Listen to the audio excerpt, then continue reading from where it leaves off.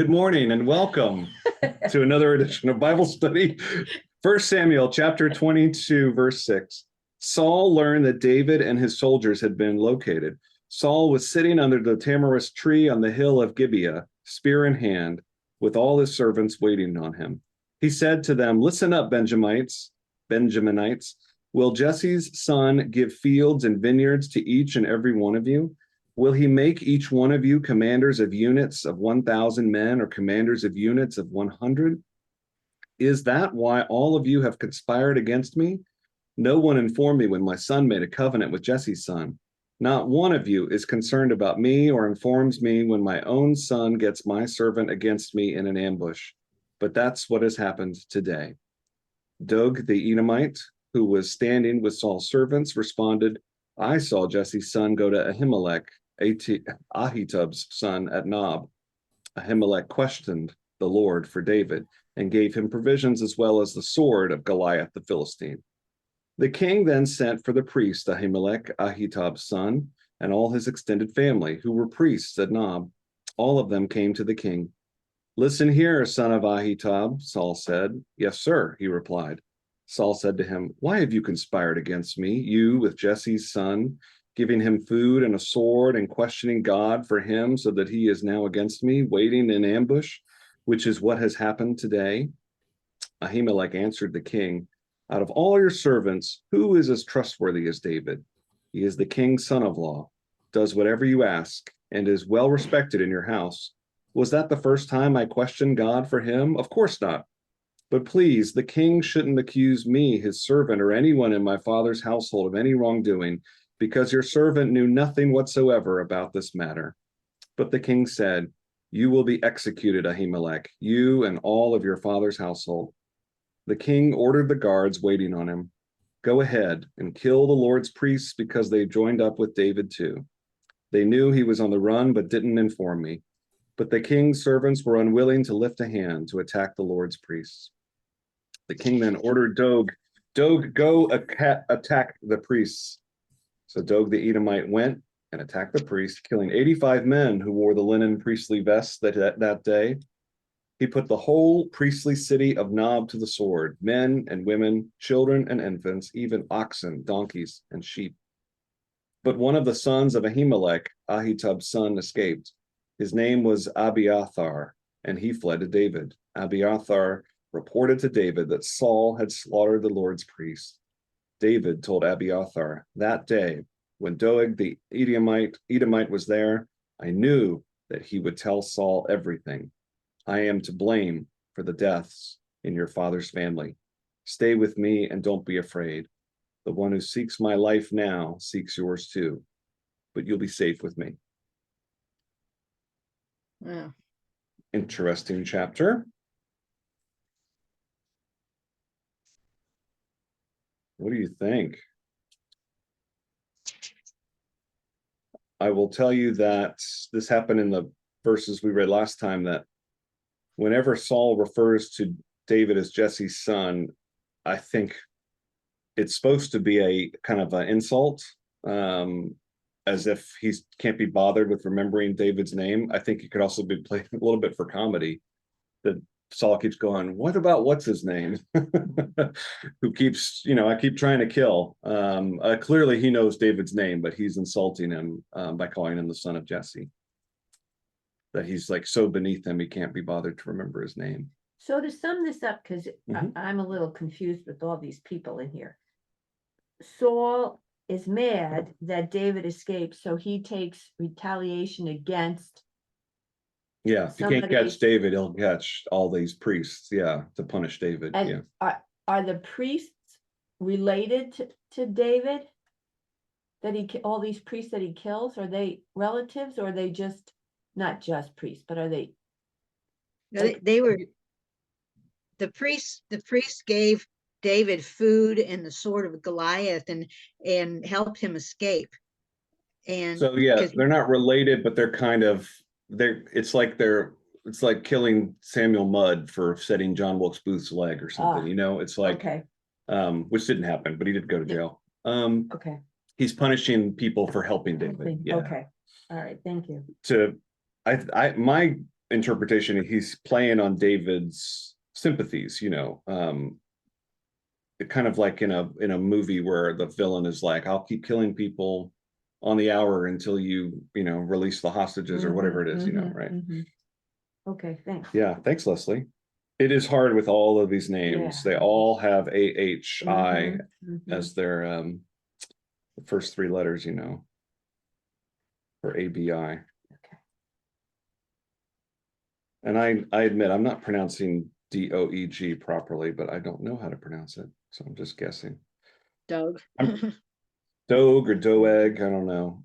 If you were was reflecting at the Christmas pageant, which was so beautiful, but the our little narrators, who are all in the kind of age 6 to 7 or 8 or whatever range, they're so good and diligent about reading and taught so well that when they make a mistake, they go back and try to fix it and keep going back until they get it right.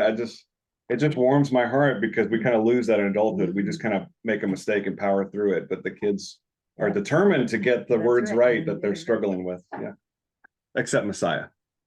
Yeah, that was a tough one. That was a hard one. Messiah and Galilee was a lot to ask. Any other thoughts or observations? This is not most members. Yeah, go ahead. Far out someplace. No, it's all It right. was Goliath's sword that he Yep. used. How much help did he have to lift that? Oh, yeah. Well, I think it's a great question. I think the thing about the sword was that he when he was young, when he was a child, when he killed Goliath, and that some time has passed now that he's more an adult. Okay. So I'm not saying he's He-Man now, but he's able, I think, maybe through training in the military or who knows what, now he can carry a sword. But that's a good observation. Just Because you think. Because we're still thinking Goliath is, gargantuan, but it sometimes it's from David's point of view, that Mhm. Goliath was huge. He did use Goliath's sword to finish him off when he fought Goliath. That's He true. knocked him down with the stone, and then he grabbed Goliath's sword and cut his head off. So he Mhm. was able to lift it before. But yeah, that's probably a big. So I don't know how big. We don't really know how big Goliath was. He was much bigger than So everybody else. Yeah, and I think it's fair interpretation that it's kind of like what was I watching? Well, it doesn't matter, but it's when you're a kid, everything seems Mhm. huge. Mhm. Everybody's bigger by feet, 10, 12 feet bigger, Yeah. Okay. Moving right along. Got definitely a sense of dread kind of starting to, even if you think where this is going, there's still this kind of terror of Saul pursuing David and relentlessly, Would anyone like to read chapter 23? And I think we can break it up and do let's see, maybe 1 to 13 to start with. Anyone? I've got The messages unless message, somebody all else right. wants to. Let's do it. 1 to 20, 1 to 13. Okay. It was reported to David that the Philistines were raiding Keilah and looting the grain. David went in prayer to God. Should I go after these Philistines and teach them a lesson? God said, go attack the Philistines and save Keilah. But David's men said, we live in fear of our lives right here in Judah. How can you think of going to Keilah in the thick of the Philistines? So David went back to God in prayer. God said, get going, head for Keilah, and I'm placing the Philistines in your hands. David and his men went to Keilah and fought the Philistines. He scattered their cattle, beat them decisively, and saved the people of Keilah. After Abiathar took refuge with David, he joined David in the raid on Keilah, bringing the ephod with him. Saul learned that David had gone to Keilah and thought immediately, good, God has handed him to me on a platter. He in a walled city with locked gates, trapped. Saul mustered the troops for battle and set out for Keilah to lay siege to David and his men. But David got wind of Saul's strategy to destroy him and said to Abiathar, the priest, "Get the ephod." Then David prayed to God, "God of Israel, I've just heard that Saul plans to come to Keilah and destroy the city because of me. Will the city fathers of Keilah turn me over to him? Will Saul come down and do what I've heard? O God, God of Israel, tell me." God replied, "He's coming down. And will the head man of Keilah turn me and my men over to Saul?" And God said, "They'll turn you over." So David and his men got out of there. There were about 600 of them. They left Keilah and kept moving, going here, there, wherever, always on the move. When Saul was told that David had escaped from Keilah, he called off the raid. David continued to live in desert hideouts and the backcountry wilderness hills of Zipporah. Saul was out looking for him day after day, but God never turned David over to him. David kept out of the way in the wilderness of Zipporah, secured at Horish, since it was plain that Saul was determined to hunt him down. Jonathan, Saul's son, visited David at Horish and encouraged him in God. He said, "Don't despair. My father Saul can't lay a hand on you. You will be Israel's king, and I'll be right at your side to help. And my father knows it." Then the two of them made a covenant before God. David stayed at Horish, and Jonathan went home. Good Still going? stuff. No, that's Oh, good. That's a great, actually better place to stop. That's great. Yeah. So, and how did your verse 2 start? Barb, can you read verse 2? Yeah. The first clause there. Mine says David asked the Lord. It was reported to David that the Philistines were raiding Keilah and looting the grain. David went in prayer to God. Good. Should I Okay. go? Yeah, that's what I thought. Yep. Yeah. Yeah. It kind of blinking, you miss it, but there's several times in this passage where David speaks to God, or as in the Message accurately describes it, he prays.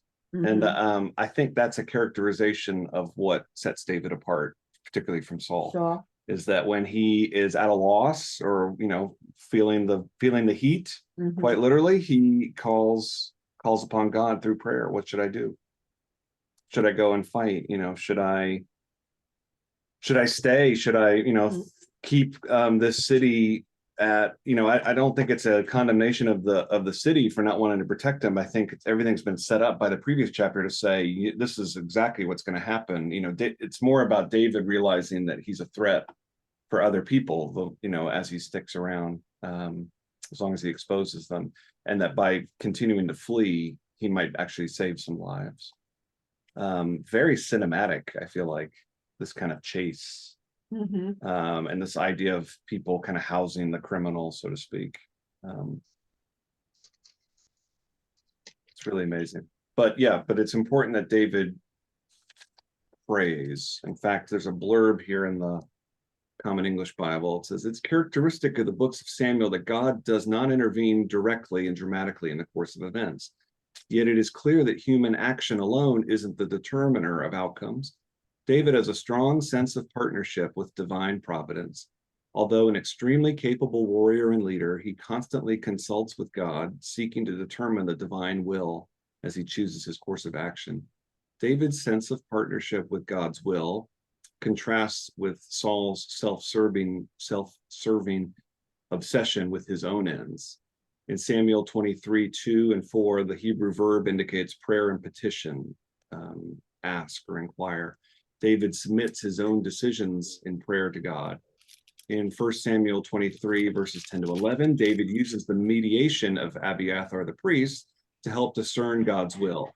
By contrast, Saul is said to search for him constantly, but God didn't hand David over to Saul. Saul doesn't seek God's will. The divine providence is therefore not aligned with his purposes. David frequently prays to God in his early career. We will see, however, that prayer disappears from his story when he begins to act in a self-serving and sinful way, starting with the Bathsheba story in 2 Samuel. There you go. Made me think of something. Also, the ephod, it's interesting that the Message uses that word, because in my translation, they try to explain it as the priestly vest, the linen priestly vest. Think of it like a vestment, Mm. like I wear on Sundays or Christmas Eve. If there were 85 of me and Saul did away with all of us, imagine that he would walk into the village of New Lenox holding up my chasuble, going, now who's the priest? You know, that's kind of what it is. Or more likely that since it's linen, probably the white alb that I use, the one that Pam has lovingly sewn up for me a couple times, that would be more identifiable as mine, you know. But a priestly garment.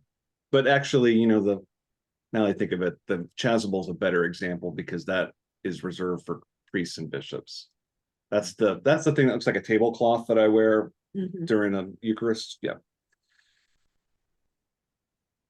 Anybody can wear now. And I mean it in a beautiful way. Yeah. In fact, when I first got here, I was like, I wish I could get all our readers and everybody to wear albs, but it wasn't the hill I was going to die on. Or lay Eucharist ministers to vest and process in with me, you know, but that's a tough order. Neither here nor there. Shall we continue with the exploits of David being chased by Saul? Mhm. I think Ziph is probably pronounced Ziph. I think it is an F, because in verse 19 they'll be called the Ziphites, right? Would anyone like to read 19 to 29? I can do that. Okay, great. Thanks, Leslie. I'm reading out of the NRSV. All right. Then some Ziphites went up to Saul at Gibeah and said, David is hiding among us in the strongholds of Horesh on the hill of Hakilah, which is south of Jeshimon. Now, O king, whenever you wish to come down, do so, and our part will be to surrender him into the king's hand. Saul said, May you be blessed by the Lord for showing me compassion. Go and make sure once more, find out exactly where he is and who has seen him there, for I am told that he is very cunning. Look around and learn all the hiding places where he lurks and come back to me with sure information. Then I will go with you, and if he is in the land, I will search him out among all of the thousands of Judah. So they set out and went to Ziph ahead of Saul. David and his men were in the wilderness of Maon, in the Arabah, to the south of Jeshimon. Saul and his men went to search for him. When David was told, he went down to the rock and stayed in the wilderness of Maon. When Saul heard that, he pursued David into the wilderness of Maon. Saul went on one side of the mountain, and David and his men on the other side of the mountain. David was hurrying to get away from Saul, while Saul and his men were closing in on David and his men to capture them. Then a messenger came to Saul, saying, Hurry and come, for the Philistines have made a raid on the land. So Saul stopped pursuing David and went against the Philistines. Therefore, that place was called the Rock of Escape. David then went up from there and lived in the strongholds of En-Gedi. Thank you, Leslie. So you get a little bit of a retrofit story. This happens a lot in scripture. Answering a question that none of us are asking, which is, I wonder where the name Escape Rock came from. There's an answer for that, and here it is. The similar one is the Valley of Blood, I think is what it's called in Acts, is retrofitted in as the place where Judas hung himself. And then the line is, this is why to this day, children everywhere call it the land of blood, you know. It's important. We joke now because it sounds kind of obvious what they're doing here, but it's important to them. These are, or, you know, again, in the oral culture, it's a lot like, grandfather, why do we call it Escape Rock? You know, that's very much part of the Hebrew mythos, as the storytelling of why these places are the named what they are and the meaning behind it all. Like Starved Rock, which has a unfortunate when I asked that question, I think with the vestry when we did a retreat, Mhm. why is it called Starved Rock? Oh, because the troops sent Native Americans up there and starved them to Starved to death on the death, hill. yeah. I was like, oh, that's That was a sad one. delicious. yeah. Yeah, great. That was a sad one. Escape. I like to look at maps because I have to know where these things are. And I'm sitting here Yeah. going Bible. And I finally found the map where it shows Nob and Bethlehem and Gadi and Ziph and Leon. Yes. It's all fairly close to the Dead Sea. Yes, I'm cheating because my book has a nice color map in here too. Yeah. I just like to look at Let's maps. scan it and send it. Oh no, absolutely. It's and especially compared to the United States geography, it's a fairly compressed area, probably altogether the size of Illinois on its side, kind of, or kind of at an angle. But yeah, the distances of these towns and villages and fortress towns is a bit like here to Peoria or here to Ottawa and LaSalle. Yeah.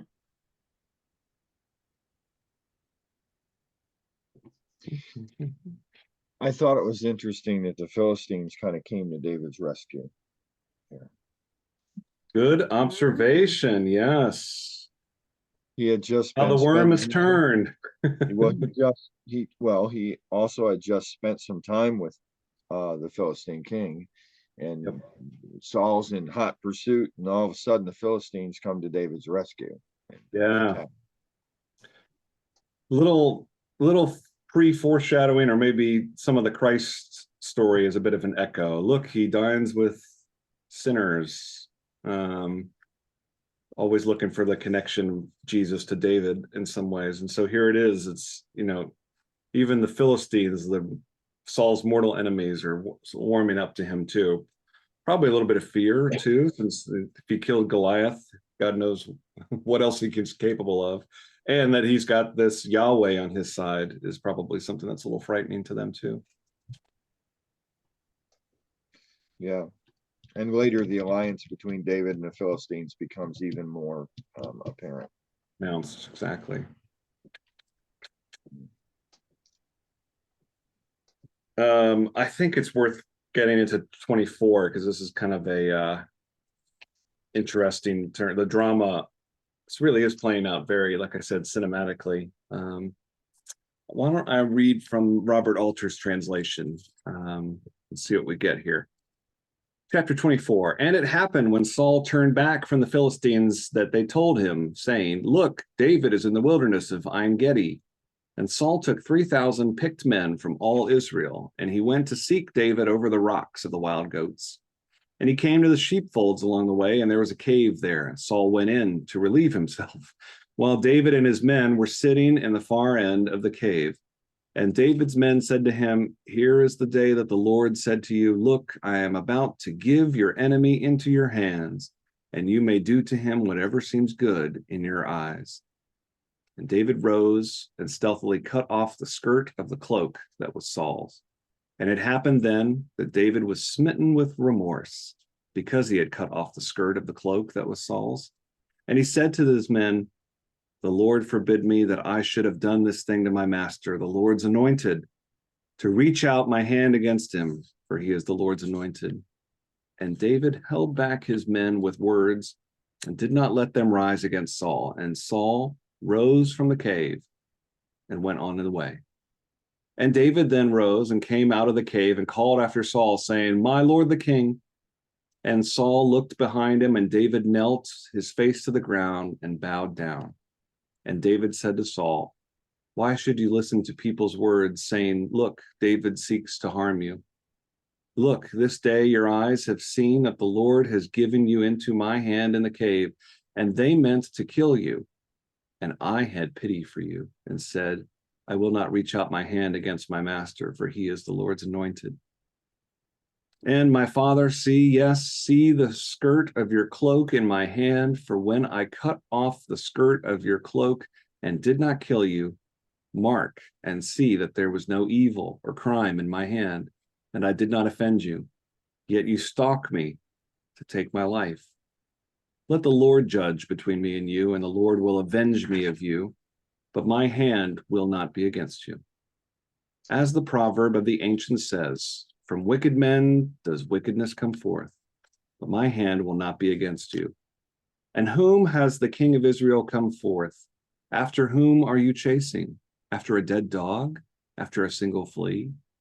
The Lord will be arbiter and judge between me and you, and he may see and plead my case and judge me against you.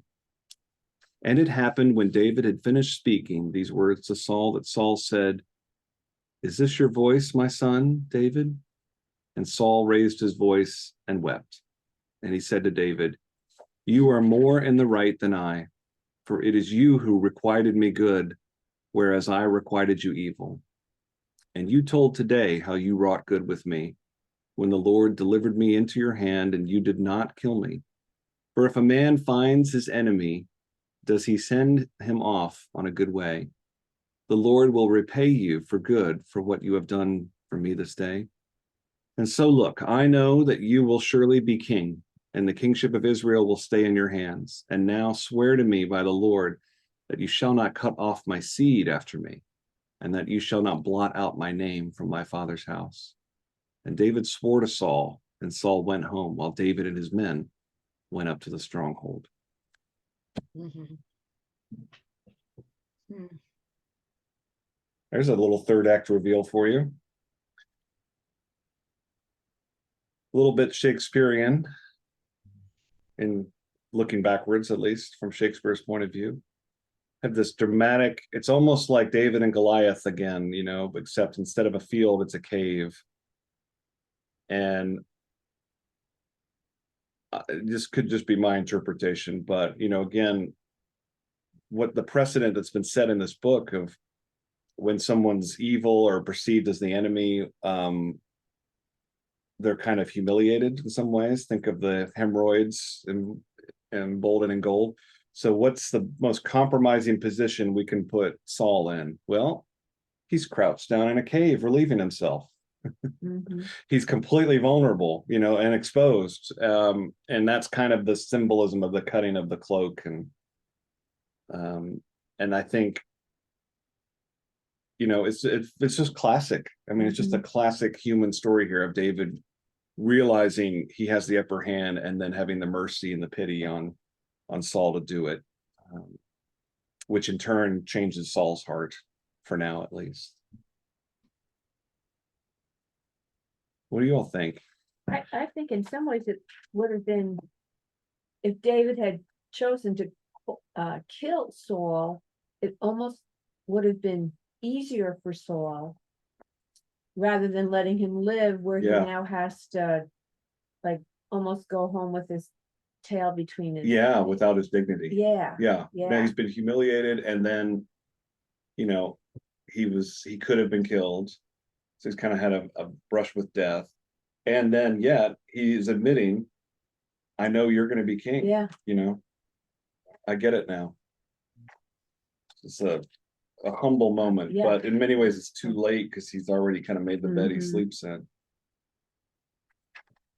I honestly, it's partly because I cannot remember. I'm skipping ahead a little bit. I don't know if that's the end of their conflict or not. There also might be some traditions that kind of get inserted in. But that's going to essentially start to wrap us up the next time we meet in the new year, which will be kind of a conclusion of First Samuel, kind of this part one of the story of David. And it's, you know, heroic throughout. He is, in this first section, he's almost blameless. He's the hero against Goliath, and here he is showing the kind of wisdom and mercy that a true king, the king of Israel that they seem to be deserving, is wanting. And he's got the piety and the righteousness to go with it. He prays to God when he needs help and all. But like that editorial blurb I read a little earlier, you know, it's not apparent here if you don't know what's going on, but the dramatic irony is that the second book of Samuel will start to show that once you become king, you're really susceptible to all of those trappings and Mm. the pressure and the you know, the David will not succumb in a way that Saul succumbs to his vices and all, but David will be scarred. I think is probably the best word, by some poor choices and things once he becomes king. Once he's no longer the outsider looking in, which I take that as a caveat a little bit to Israel, of just saying, you know, ancient Israel, that you're the scrapper, you're the put down, the put upon nation, the one that was in bondage and all. And yet once you become the nation in power, you become the empire, you become the villain, Mm. you know, and that's a warning, that's a kind of a prophetic cautionary tale, I think, Mhm. for a people, you know, and using David as an example. The modern example I think of is, I've probably used this before in a sermon, but George Lucas, the filmmaker who made Star Wars. When he made Star Wars in the 70s, he was a little independent filmmaker, you know, it's just, and basically that was an independent movie. He was trying to raise his own money, but he got a studio behind him, 20th Century Fox, and he hated the whole process of having to answer to the quote unquote empire. But that became part of his story too, of this kind of the young whippersnapper against an evil empire. You know, the little guy against the machine. But what happened was the success of the original Star Wars gave George Lucas, and the merchandising, which he retained the rights to, gave him enough of the wealth and the resources where he could form his own independent company, Lucasfilm, to do the rest of the movies, the sequel, Empire Strikes Back, and all that. And he has admitted on record now, 30 years later, as he was handing it over, signing it away to Disney, that he felt like he himself became the empire. He feels like he's the Darth Vader of the story, because he became a studio head, and now he's the wealthy guy making all the decisions, you know, and it's, you know, and nobody's allowed to say no. Yeah. You know, it happens in business, it Mhm. happens in church leadership, it happens everywhere. So it's just I just point all that out as that's always a fair thing to observe, that sometimes the story of some of these major figures, certainly in the Old Testament, is as much about a cautionary tale prophetically to the people of ancient Israel as it is to, you know, the characters in the story. It's my one irrefutable political belief, and that is power corrupts. Or corrupts. Yeah. Absolutely. And absolute power corrupts, absolutely, is the corollary, but yes. Yeah. True. I think we're seeing it play out in Twitter. Mm. You know, we don't have to dwell on that, but I think there's no other way to interpret what's going on, is, you know, clawing away, and finally got the deal done, and now is in charge, and now seems to really resent being in charge. Yeah. And doesn't have the chops for it, and is now trying to weasel out of it, you know. So it's part of why we do this exercise, is to come up with the framework to see the parallels today, because that's what makes it scripture, living word, is that these things echo out. Unfortunately, it sometimes echoes out in politics and business and all, but that's where our power resides today, you know. Any other thoughts? I think I accidentally gave a sermon, a 5-minute sermon on power. Well, on that happy note, Merry Christmas. Well, there you have it, everybody. Thank you so much. We will pick up, God willing, and that we remember exactly where we left off. It should be chapter 25. And we'll probably need a couple weeks into the new year to finish out 1 Samuel. And then we'll move right on into 2 Samuel. Great. All right, everyone. Have a wonderful Christmas. Stay warm, stay safe. And I will hope to see you in some form this weekend. Merry All right. Christmas, all. Take care, Bye. Dawn. Christmas. Bye-bye. Safe travels, everybody. Yep. Come on.